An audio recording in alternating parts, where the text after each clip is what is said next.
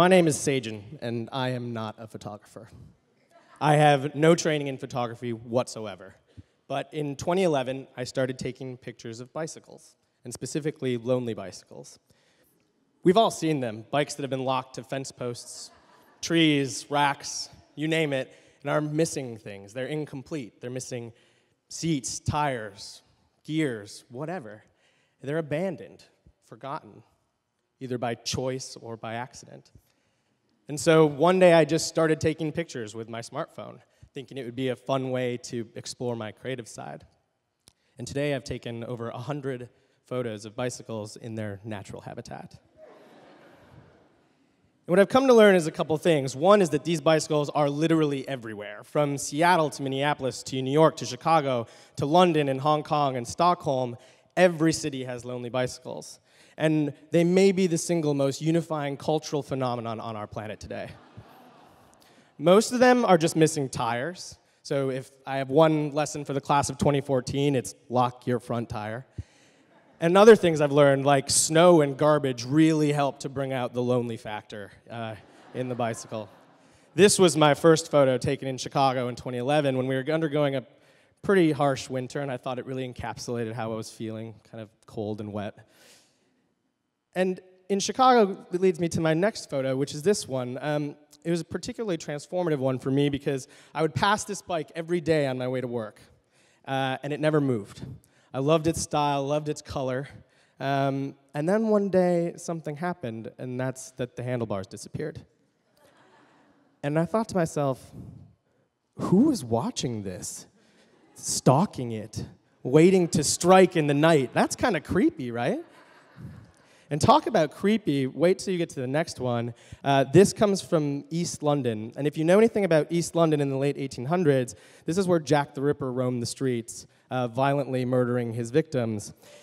And if you pay attention to the back wheel and the front wheel, you'll see the spokes of this bicycle have been meticulously snipped, maliciously, violently. I mean, that's some dark shit, like, seriously. But it's not always that dark. The next photo will give you an example. This is a lonely tire with a handcuff attached to it.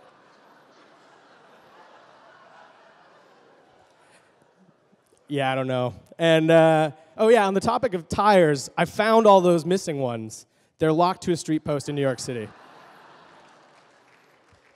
So you can go pick them up whenever you want to. And the last story I have comes from Stockholm, where I walked past this next bicycle, and I almost didn't take a photo because it was whole, or seemingly whole, until I looked at the back tire and I noticed that the rim was coming off from the tire, and then there was rust on the frame, and oh, there's this little green plant that's growing through the spokes and into the gears. And I was thinking to myself, man, I feel like an archaeologist that just discovered like an entire dinosaur skeleton, right? Like, this is a whole lonely bicycle. But then I got very sad, because I asked myself, like, what tragic event happened where the owner didn't come back to replace it? And so the project really took on a whole new meaning for me over time, and I realized that it wasn't about taking photos at all.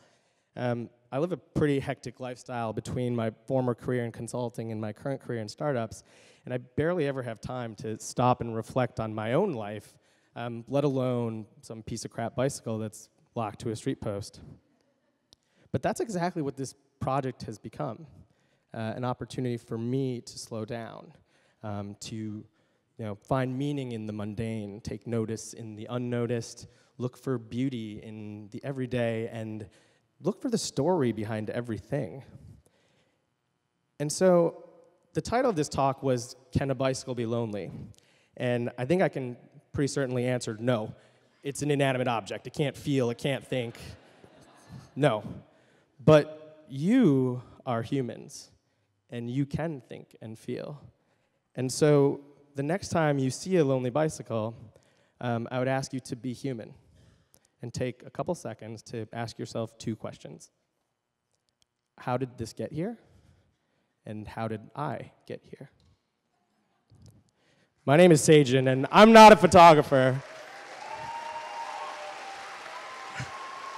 I just like taking pictures of bikes.